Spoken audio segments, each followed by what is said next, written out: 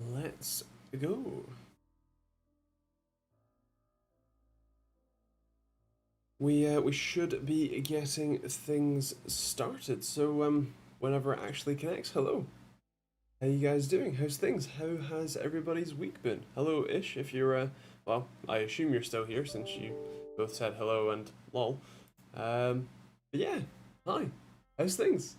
How's your week been? How's things? How's life, the universe, and everything?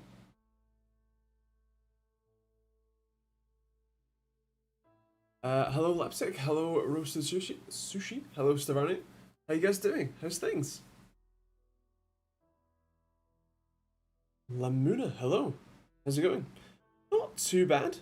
Busy as always. Plenty busy, but getting things done. Hello Luca, with a K. How's things? How's everybody's week been? I'm good, but the weather is a bit disappointed. Wanting to go to Bournemouth. Ah, fair. It's been kind of toasty, with me of late. Last couple of days. It's only just started raining this afternoon. I want Corsair to make an RGB wallpaper or carpet. Do you know that would be quite the feat? That would be indeed. Hello, Damper Boy. How's things? I found a new sense of patriotism and anti-communism. Nice. Well, if you're well, I suppose Balkan Prussia. Yeah, fair enough. uh, but yeah, fair. Hello. How's everybody doing? Imagine a whole room sing to Terraria. Oh god, that'd be a nightmare.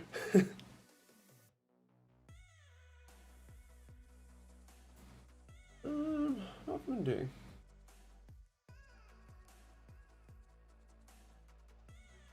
What videos have I even done this week? There's one that I can't tell you about. There's another one that I can't tell you about. I've been testing some monitors. There you go. That's what I've been up to. I have tested a fair number of them recently, actually. I have the one that went up yesterday, the ViewSonic VX2705-2KP-MHD. Wonderful name, I know.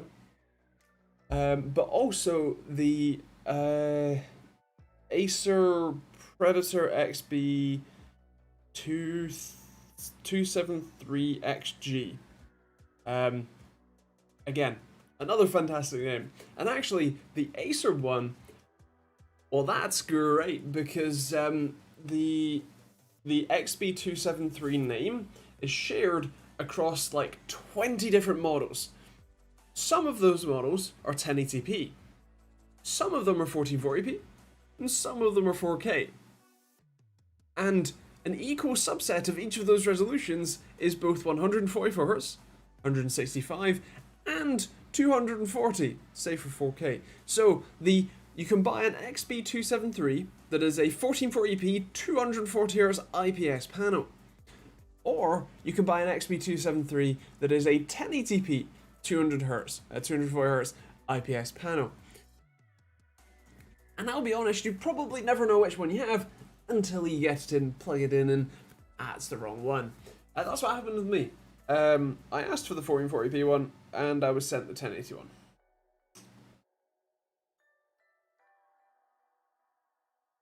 Damn.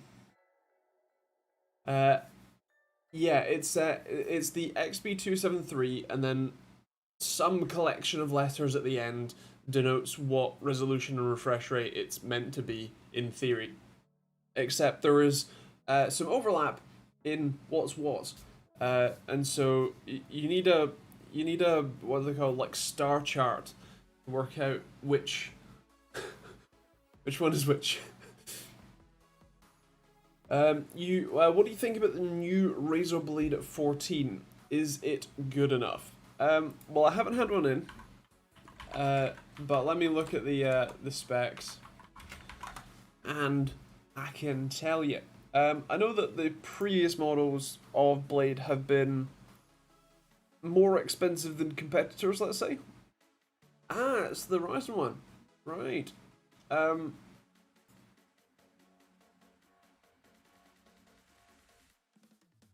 Why am I on the European store? Is there... And I broke it. Okay. Well, I can't tell you the exact pricing difference, you know, the exact, but if I were to hazard a guess, I think that the standard Asus G14 might be very similar in price and performance, if not slightly cheaper. Is the Aegon or the AOC CQ27 GTU a good monitor? It's okay. I've reviewed it. You can go watch that video. But the long story short is it's a VA panel. And considering the price of IPS options, like the Acer VG271UP, currently the LG 27GL 850, that's also pretty cheap. And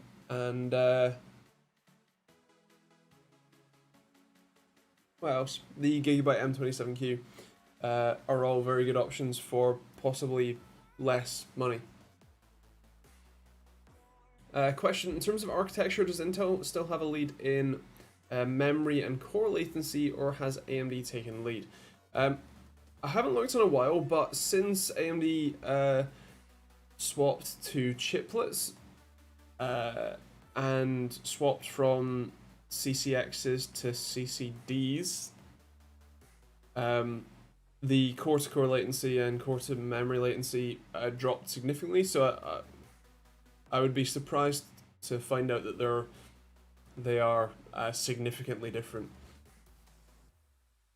How many years do you think an RTX 3070 Ti will survive at 1080p 60 FPS gaming? I think the card is dead from now. It's Red Dead 2 and I assume Cyberpunk at almost 50 to 60 FPS at full HD. So I assume you're talking about maximum settings, including ray tracing, to get 3070 Ti offering under 60 FPS. Where's my... That one? That one?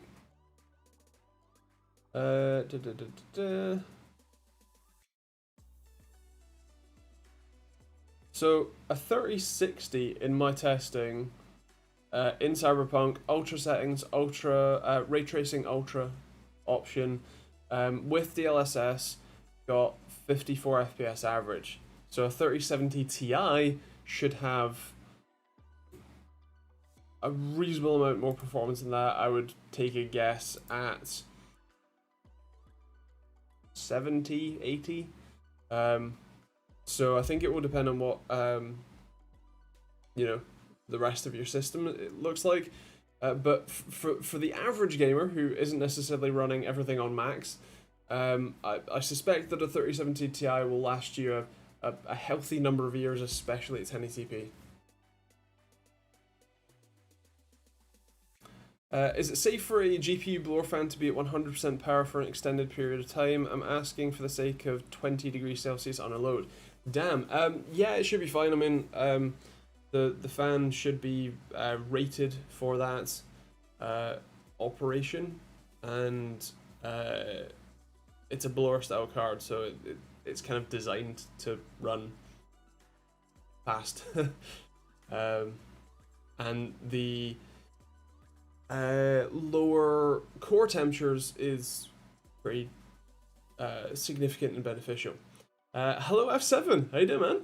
How's things? How's life? I haven't heard from you in a while.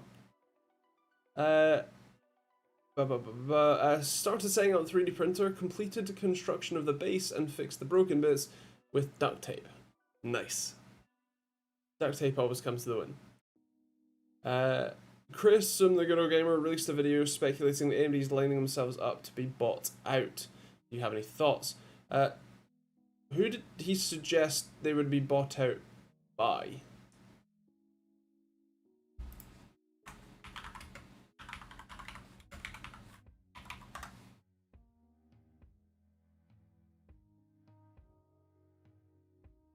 Yeah.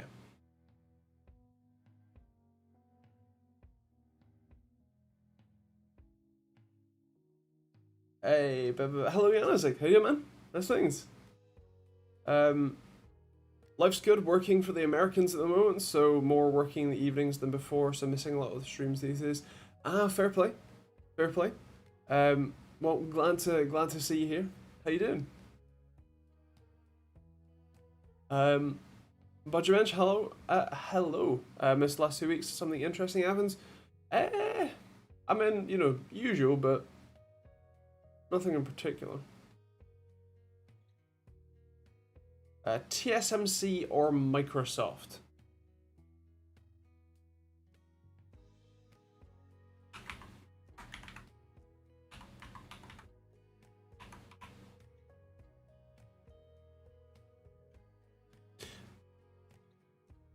Microsoft I could somewhat see, but I couldn't imagine.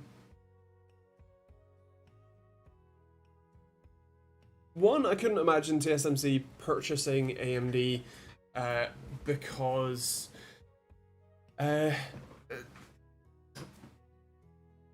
anything, TSMC is going to be investing every single penny of their revenues at the moment in buying new machines from ASML. In fact, if TSMC was going to buy anyone, it would be ASML, not necessarily AMD. He speculated TSMC they would tour. I would be a competitor to Intel, I assume is what that. Like, technically yes, but at the same time they have a unique position of being a sort of genuine independent fab, and I can, to my idiotic eyes, it would make more sense for them to be improving their production capacity and their lithography more than trying to diversify their portfolio by purchasing a very established brand that they would not just fold into TSMC, and they also wouldn't fold TSMC into AMD, I don't think. And also, one of the benefits of them being that independent is that people like Qualcomm are the ones who are spending all the R&D money with them to help develop those advanced process nodes, and then people like AMD can then come and capitalize on that development such that there is already an advanced process node that's already mature enough that AMD can come along and say, great, I'll have 10,000 wafers of that, please, and off they go. And Apple actually, well. So while I can kind of see what you're getting at with TSMC in terms of trying to be a competitor to Intel in terms of both being a fab and a chip manufacturer, that acquisition doesn't necessarily make sense to me personally. And then from the Microsoft side, as F7 points out, Microsoft has been rumored to be buying AMD for last decade or so. Microsoft, I assume, probably does have the money for it, but again, it doesn't quite make sense from a expanding their portfolio perspective, I could see them buying, I don't know, VIA, right? Someone who they could, who one has an x86 license, quite important, and two, who they could incorporate into Microsoft as their own brand of server CPU manufacturer and hardware accelerator, so that they could be less reliant on people like AMD and Intel for their Azure cloud platform, and therefore be able to have better resiliency. Because I can't imagine them selling Microsoft brand CPUs. They do already work with, I'm pretty sure it's Qualcomm for the ARM-based chips that go into the Surface Pro X. So they already have that sort of partnership, but I think it would be a very big step for them to buy AMD. If we were having this discussion in 2012, 2013, 2014, I would probably give you a very different answer, also because I was like 12 back then. But AMD was in a much worse position and would be much more of a viable option to purchase and fold into another company, rather than where they are now, where they are in a very strong position, increasing market share pretty significantly, both in desktop and in the server or enterprise markets, and having increased infrastructure or increased market share in even things like the consoles. Both Sony and Xbox consoles are AMD powered, and so they're in a very strong position, and I can't see a buyout making sense from many people right now. Plus, I looked it up, and their market cap is $136 billion, so you would need to be a company that has $136 billion and then some in cash to buy them out, basically.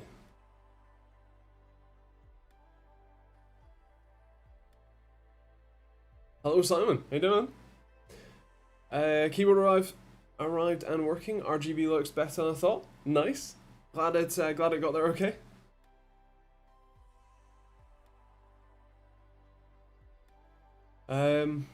What do you prefer, ARM or x86 for CAD software and entry-level gaming?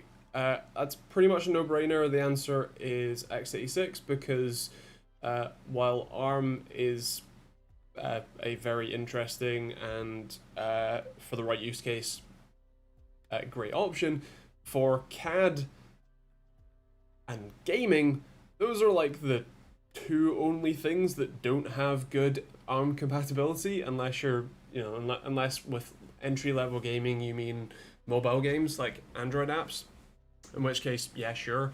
But CAD, unless you're talking about Tinkercad on, in a web browser, if you want to use Fusion 360, if you want to use what's it called, FreeCAD, if you want to use Autodesk Inventor, or what's the other one?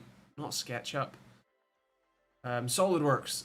All of those are x86 only. Yeah. Hello, Mr. Potato. Intel just sent me an 1100K 30AC 17-inch 1080p 360Hz. I assume laptop. Nice. It's an MSI. Ah, nice. Check the trackpad and the thermals. I've heard that's a problem with some of their machines.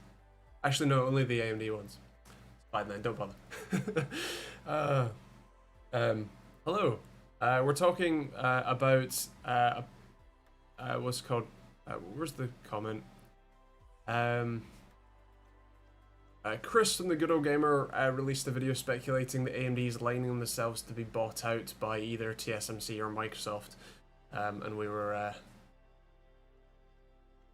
well, I was monologuing about it, as is pretty much what this show is.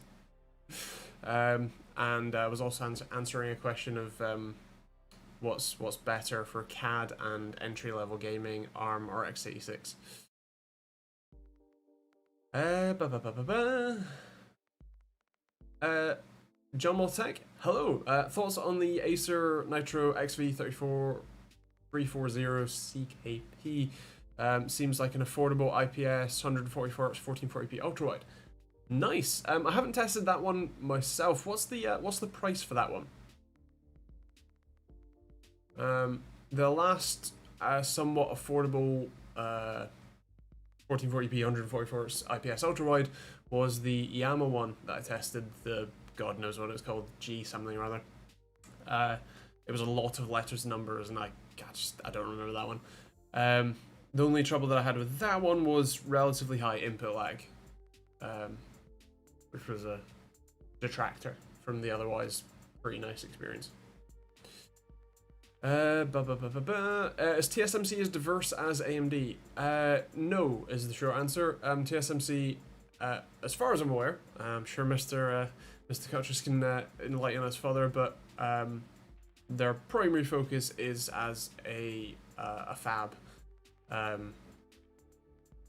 and to manufacture chips, not necessarily to design, produce, market, sell them.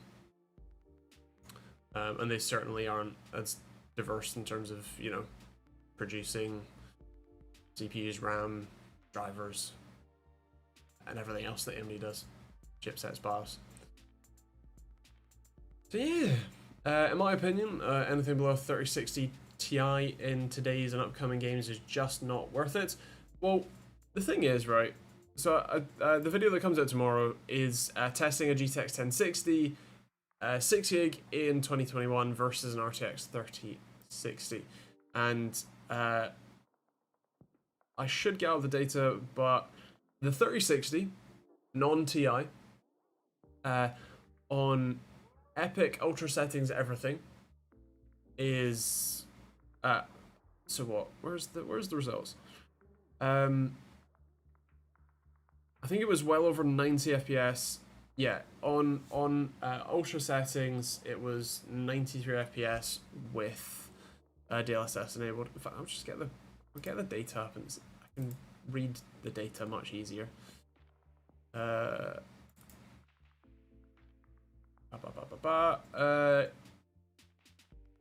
Ultra. So yeah, on Ultra settings with no DLSS, it was 64 FPS average at 1080p. But with DLSS, it was 91 FPS average on Ultra with DLSS, which is perfectly fine. Obviously, in the CSGOs and those sorts of games, even on the highest settings, it was 422 FPS average. That's good enough. And what Microsoft Flight on Ultra settings was 60, on high end was 80. Fortnite on Epic settings with DLSS, 200 FPS average, not bad. And Watch Dogs was 82 FPS on very high. So again, perfectly usable. The 3060 has 12 gigs of VRAM, which is insane because, you know, the 3070 and 3080 don't. So yeah, that's fine. And again, we're talking about Ultra settings, like the highest possible, and that's not how most people play. I have an MS Optics MAG 251RX, and I want to know the difference between IPS glow and backlight bleed. My monitor has a yellow light coming from the corner. It's clear in the dark scene. Let me decode that. So backlight bleed is when you have when the sealer on the edge of the panel isn't perfect, and so you have the backlight that's backlighting your display, but instead of all of that light being blocked by the tape that goes around the panel, some of it bleeds through and bleeds up and out of those edges, so that on darker images you'll see lighter spots or lighter kind of bulbs of light coming from one of the edges. It is often the lower edges, as those are the more likely edges to get damaged in shipping generally. But the that's backlight bleed. IPS glow, I'm not confident in my answer to give you an answer, but yeah, if it's coming from a single edge, then generally that's backlight bleed.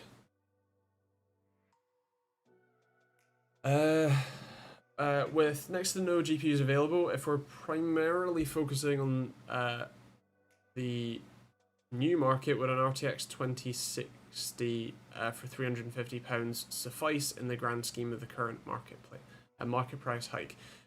So it depends where you're from, because availability is definitely getting better for the new cards. If availability is still impossible for you, then that the 2060 at £350 is much closer to a reasonable price for that card than it has been in previous months. And so yes, you could purchase that, and you will probably still be able to sell it on in 6 months and buy 3060 or whatever else, and not have lost all that much money.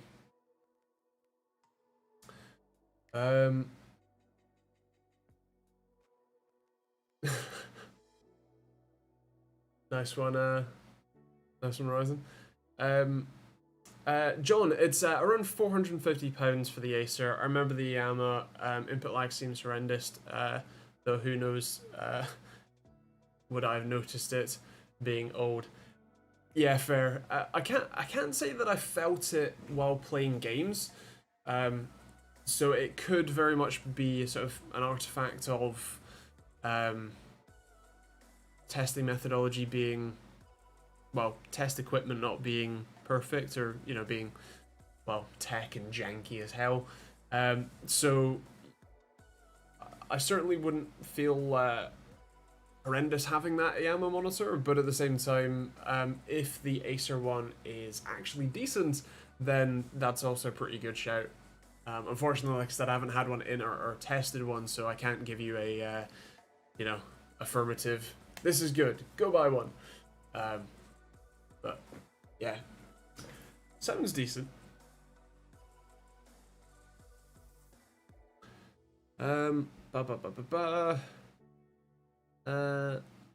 Have you tested any 360Hz monitors as I'm looking to get the Asus one? I have. I've tested the Asus one, the PG259QNR, the one with the reflex latency analyzer.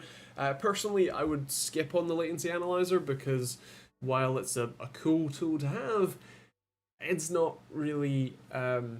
it's useful for dialing in your settings once and then never again.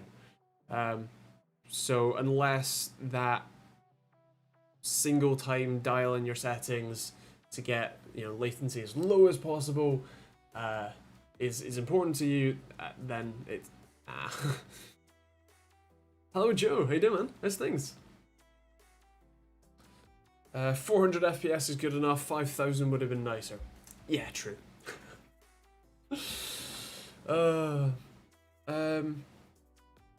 The large market cap was the main reason they were speculating themselves to be lined up, as they seem to be fattening themselves up for very short-term gains. Got ya. I can see what he means, but I'm not necessarily convinced that that is a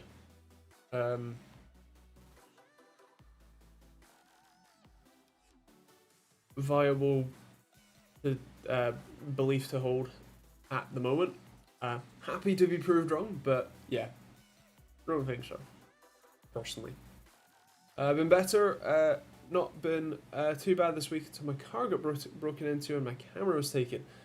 Well, that's insert expletive here. Terrible in every sense of the word. I'm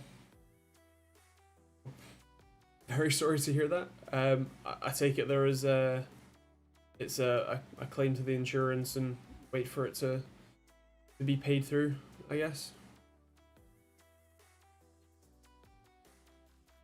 Hello Michael, I'm playing a game right now and my Windows crashes. Sometimes it happens, and when it crashes my screen is frozen for a couple of seconds, and after that I get a black screen.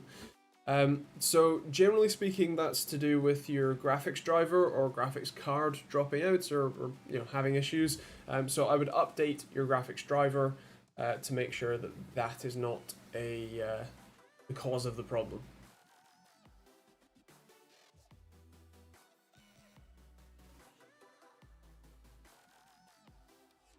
Crashes are a reminder that the computer gods are fickle. Indeed, indeed. I need to swap out my motherboard because, as I have painstakingly found out over the last 2 or 3 months, I have the motherboard that I have, which is now a relatively old and what I might call battle-hardened ARS X570 Master.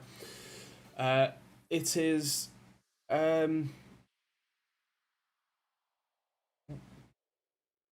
because of my configuration, the my games M.2 SSD drops out from Windows randomly. Also, my network connection drops whenever I'm rendering a video, which is a problem because I render all of my footage is stored on my NAS, and I use the 10 gig networking card to send that to edit off of, you know, from the NAS. So that's a problem.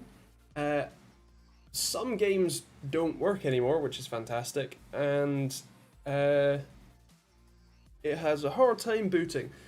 So I think I have, what happens is when the glass that I have on top of the homemade case is all the way down, it gets relatively hot in that chamber, and so when it gets hot, the issue gets significantly worse. But when it's nice and cool, like for the last couple of weeks, last week or so, it's been relatively cool here in the UK, and so I've had relatively no problems with the system until it gets hot again. So the glass is propped up for some extra ventilation in there, so that, you know, it doesn't drop out while I'm streaming, and I'm gonna switch out the motherboard. The problem is I have a number of X570 and B550 motherboards that I could use. The problem is that I have a rather unique configuration, which is an 1TB Gen 4 NVMe drive, a 1TB Gen 3 NVMe boot drive, and a 4TB NVMe Gen 3 games drive, plus some SATA drives, and a 10 gig networking card, and the graphics card. And I need pretty much all of those things, and very few motherboards, in fact none that I have in my possession, have 3 M.2 SSD slots, which is why I purchased one of these M.2 to PCIe cards.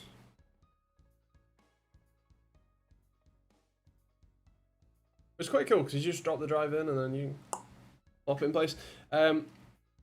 So I may be able to do that, but yeah, bit complicated, bit of a pain. So I'll work that one out. My NVIDIA graphics driver is up to date. I saw people who have a problem, and it may be with Windows 10. It could be for sure, but yeah. No worries, John. On another note, Mustache Tim from Harbour Unboxed would be proud of your ability to remember monitor names. Indeed, the VX2705-2KP-MHD really tested my ability, because wow. But yeah, it's just that Yamaha one. It's like G42 something. I don't even remember. It's the G Master. Bothering me that I don't remember it now.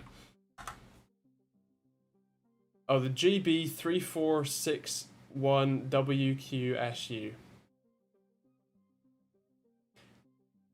Handy to remember. Oh, unfortunately, it's not covered under the insurance. Been looking at new policies today that cover it. I've been asking around in my local second-hand shops, but no joy. Can't use my. I can use my phone, but the G9X will be missed. For sure, man.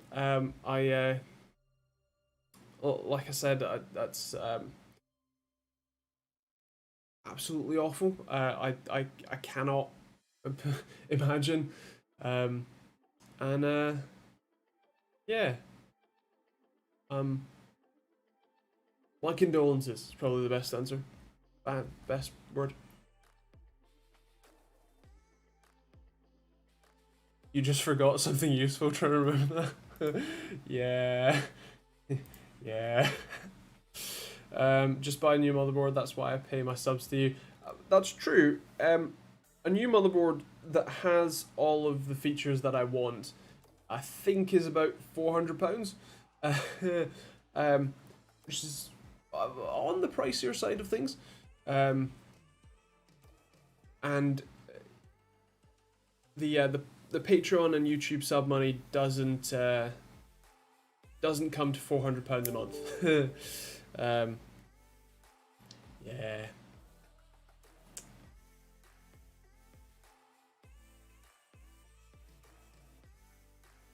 I tried drilling into glass.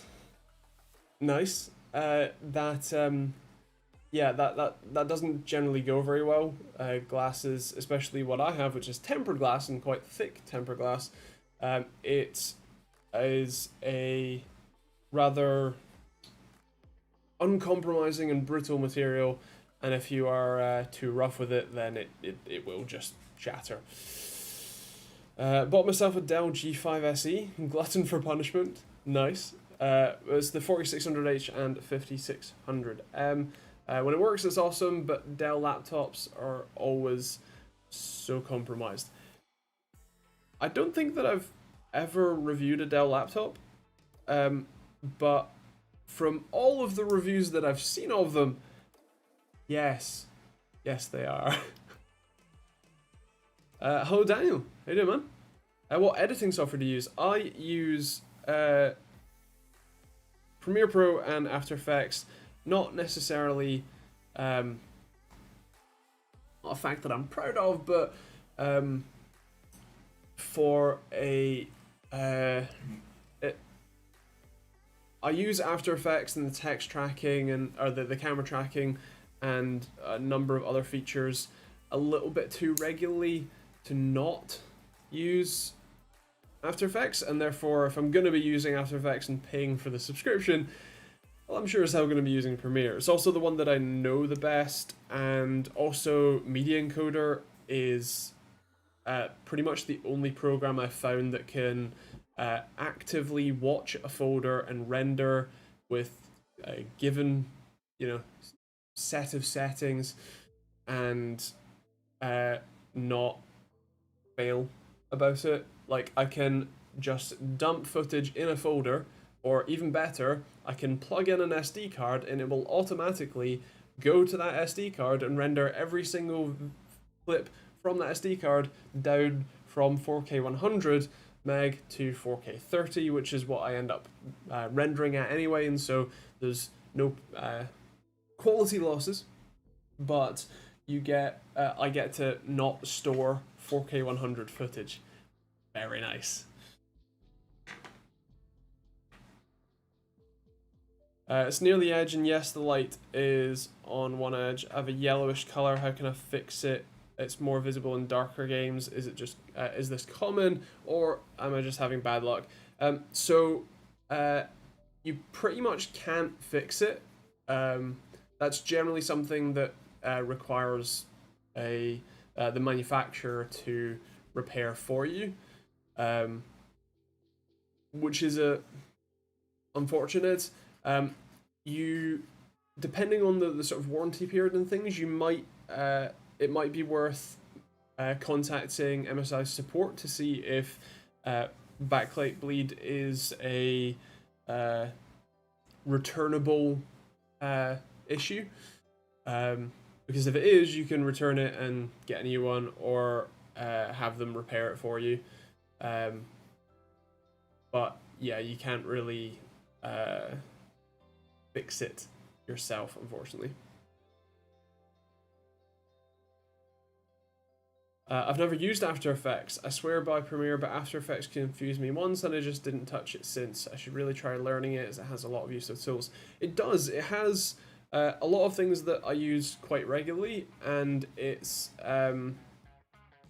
something that is very versatile and can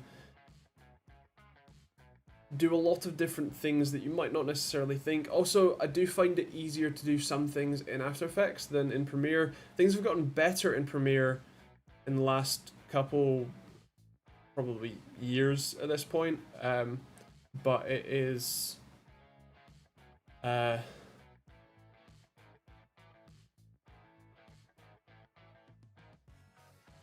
still find it useful having both and knowing both. I think I used After Effects before I used Premiere as well, which probably helps. Sounds like even if you change the motherboard, you're still going to have some cooling issues with the case and heat retention. So yes, to a degree. The problem is that when this motherboard heats up, PCIe fails, and that's not something that, like, that's a problem that it has developed in the last 6 months or so. So while I do still need to do something about the heat retention in the case and evacuating that heat as much as possible, it's not a problem that by replacing the motherboard, I solve the symptoms of what is essentially a failing motherboard, right? So yeah, that. Hi, I'm from Argentina. Hello. I'm looking for a quieter power supply than mine. It's a Coolmaster Masterwatt E 750 watt. The fan is not that loud, but the pitch of it is annoying. Got ya. So there's quite the variety of options you could choose from. I think probably the most obvious one for silence is Be Quiet, and they have a number of good,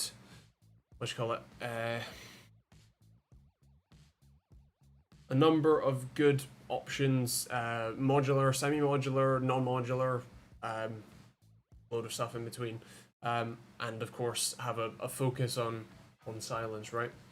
So them, or probably Seasonic is probably the other one, because they're the OEM for like half the power supply market. So yeah. Joe, a little tip for added ventilation in desk PC setups is to utilize a piece of patterned MDF sheet, often used for radiator covers, on one of the sides of the box.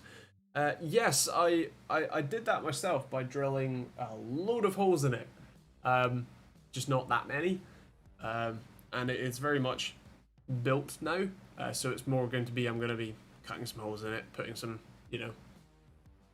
wire mesh in and things, rather than replacing one of the walls of it, especially because all four of the walls are structural. They all hold the box to the desk and to the the construction. So using MDF would be a no-no for me. This is all plywood, 18mm thick, and it's also already built, which is again, bit of a problem. So I'm happy to add ventilation as necessary. Andy, do you think we'll see another CPU from AMD before the launch of AM5? So when I did the video on the future of AMD and Intel 6 months ago now, probably, maybe a bit more recent than that, but a little while ago, but this year, my approximation of the rumors that were about, there was a rumor that there was going to be an intermediary step between the last AM4 and AM5. There was going to be a Zen 3 Plus SKU of chips. From the timing that I am to understand it, I can't see that happening. Unless there is problems that we haven't heard of as of yet. I can't imagine that the Zen 4 architecture, which is the one that they have listed on the roadmap for 2022, is going to be a sort of delayed in any way, and I can't imagine that they would launch a new CPU lineup, you know, a Zen 3 Plus lineup that close. Like, if they launched the Zen 3 lineup end of this year, well, that would mean that it would be end of next year until we see the Zen 4 stuff, which my rough understanding is that that's not their plan. Of course, none of this is confidential information. I'm just the idiot talking on YouTube, but that's my understanding of the situation, and so I don't think so. A lot of the rumors were hinting that the correlation of the X570S motherboards, which I actually now have one of those, and I'll be doing a video on that in good time, but that the correlation of those, that new chipset would also correlate with new chips, but X570S boards are slowly being rolled out, and well, there's no new chips as of yet.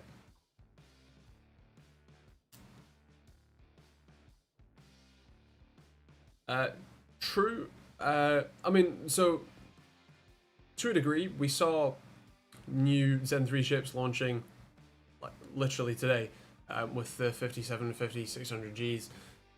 So it's clear that there are potentially more Zen 3 chips to come, but I can't imagine them being the headline products like a well, 6950X. No worries, Luca. Yeah, so Zen 3 Plus could be the Ryzen 5000 with stacks cache. That's a possibility, but it could be that sort of like XT type deal. But other than that, I'm not sure. When will GPU prices drop in Asia? Honestly, no idea. It's still very much a supply and demand issue, and if demand is high and supply is low, then prices will also be high. And so it's just a case of waiting for supply to return to normal, basically. I know that in India prices are always insanely high by comparison, so that's yeah, that's the difficulty. Ah, good. At least you haven't lost the footage. That's the let's say difficult to replace bit, rather than the camera, which I know, you know, money doesn't grow on trees and all that, but it's easier to replace a single physical item than it is to replace hours of time, or potentially irreplaceable if things like products have gone back or events, whatever. So yeah, at least there's that. I think we've seen price drops recently. Yes, like we definitely have. They've gone from being impossible to purchase unless you're willing to pay 2-3 times asking price, to now being actually available somewhat at asking price. Yeah. By the way, if you change your streaming setup, looks better than ever. I did a video on it. I now have a DSLR. It's the Sony A5100 and an Elgato ring light that you can see in my glasses.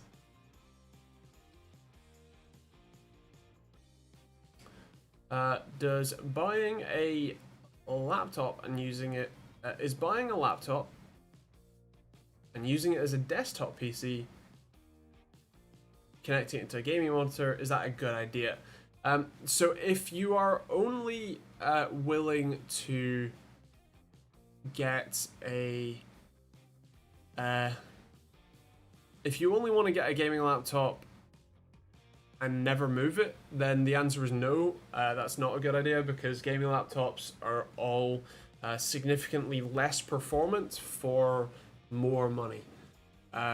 So you would want to purchase or you would want to purchase or build a desktop in that scenario, because you will get more performance for less money. However, if you do want to occasionally move the laptop around every once in a while, then perhaps it might be worth it. As Ish points out, there is desktop replacement laptops, which are about as thick as a slice of cake, and are very expensive, but also get a lot closer in terms of the balance between desktop performance and laptop performance. They get a lot, well, closer. But yeah, that's the balance. I did notice you were flashing your ring in the glasses. I'll have a look tonight. Nice. Ryzen 9 5900X, what budget-oriented air cooler would you dare to run at stock speeds? So the funny thing about the Ryzen chips is that they're not very power hungry. In the grand scheme of things, the 5900X at stock is capped to 142 watts of socket power. And a lot of air coolers can handle that. The Arctic Freezer 34 Esports Duo is a pretty decent, very budget, single tower dual fan cooler. Of course, if you're willing to step up a bit more, then whatever Noctua either high-end single or mid-range dual tower cooler you can purchase is decent. But yeah, that's the balance. Also, hello Mark, how you doing, man? Just found out that the 40 TFSI, I assume on the A4, is a 2-litre 4-pot 201 horsepower. How'd you go mad? Not even a 3-layer. Indeed. In fact, the new S4 is a diesel. So is the S6.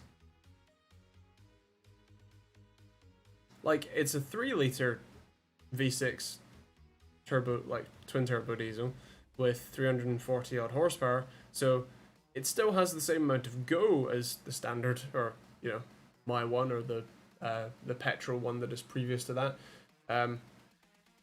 But it just takes the fun out of it, doesn't it?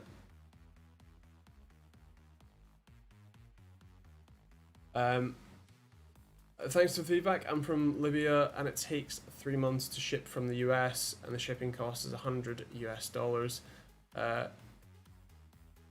Is there any small light at the end of the tunnel to fix it, or is it common, or just my luck?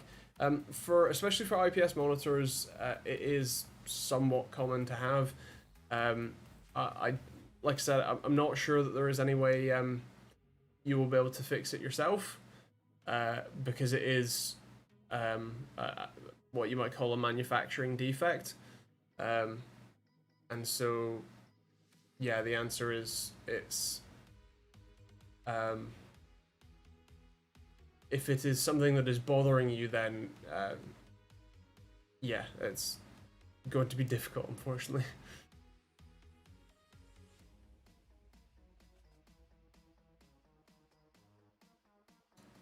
Diesel, but with V8 speaker noise and fake exhaust, hopefully. I know that has fake exhaust tips. I don't know whether it does any speaker noises. I assume it probably does, to be fair. Where's the Lambo V10 S6?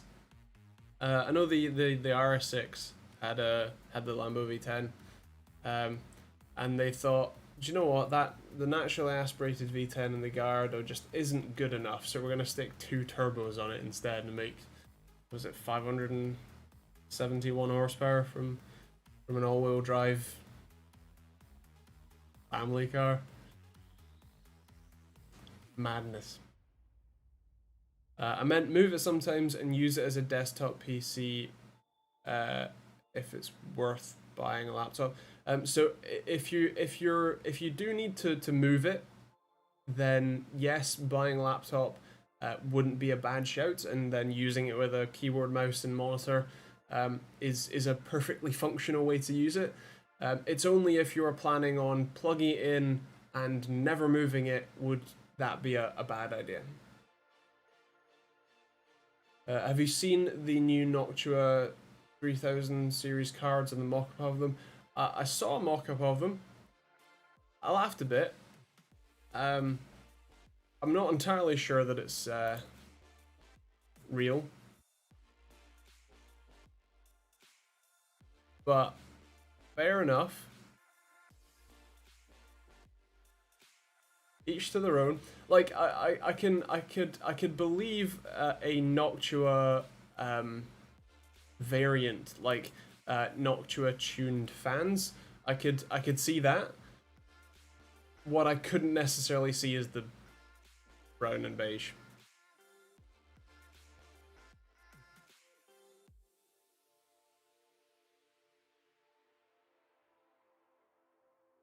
Mark, true, except for there are still some crazy cars that are coming out. The new 911 GT3 is insane and really pretty cool and interesting. The engine that they have there is definitely unique. Nothing beats a 30 series card that's doused in the same beige as my hearing aids. Nice. Yeah. It's nice that you can move your main PC and do what you want. It's yes, to a degree. I personally don't care about that. That much. That's not a significant benefit to me. I care more about the raw horsepower, the upgradability, than I do about mobility. So for me, this is fine, but I can also understand why you would want more mobility. The new GR Yaris is crazy. That's true. That is also pretty crazy. I was kind of sad when the update to the GT86, the GR86, is now a 2.4 instead of a 2 liter, instead of just being a turbo. But yeah, I just won a bid for a SteelSeries Arctis Pro Wireless. Nice. Enjoy. Was anyone else disappointed to learn the return of 3DFX was a load of lies? I only ever saw, like, I saw the first tweet or whatever, and it was, I think, Dr. Cuttress, who was proclaiming its the fantasies, and yeah, I wasn't sold, especially because, as I said, as I think he said, 3DFX was purchased by Nvidia, what, decades ago now, and as far as I understand it, they have not sold that brand on to anyone else, and so yeah, that's like, it's an interesting scam. It's an interesting joke, because they have definitely gone to great lengths for that, but yeah. The Supra is not that good. First, it's a BMW. True. Secondly, it's bump steer, and thirdly, the ABS will throw your car into a wall if you're sending it. Nice. Yeah, I was pretty disappointed that one is just a dead 4, and two, that they clearly didn't really put that much work into it. Like, the they said, oh, we designed this air vent so that you can modders can remove it later and, you know, add in forced induction kits or add better ventilation or space for intercoolers. Like, cool. Why didn't you do it? Right? Like, why didn't it have fat turbos and all the power in the world? Why was it not a built engine instead of an off-the-shelf Z4 engine? Like, they could have done something amazing with it, but it was kind of underwhelming. Although yes, there are two versions of it now, which complicates things even further.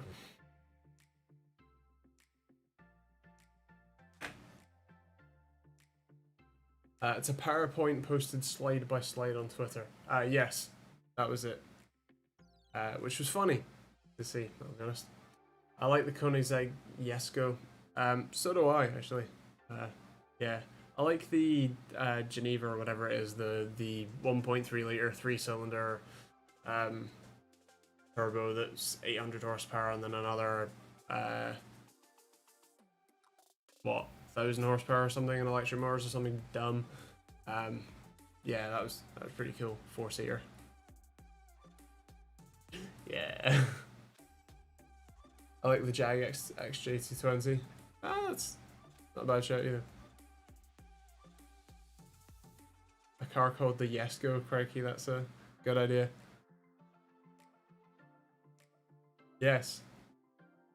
Let's go.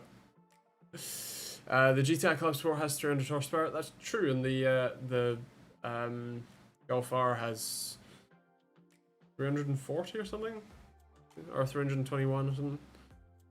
But all-wheel drive, and it's the newest one, the Mark 9, 8, Mark 9, is 320.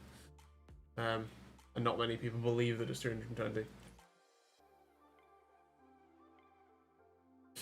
Anyway, that'll do for this week. Thank you guys very much for watching. As always, these streams are every Thursday night, 8 PM UK time, so if you want to pop back next week, feel free. As always, there's also plenty of links in the description if you want to check them out. And yeah, hope you have a good week. I'll catch you guys, well, next week. Obviously videos tomorrow, Monday, Tuesday on At The Wheel, Wednesday, and then we'll see you all next week. Bye guys.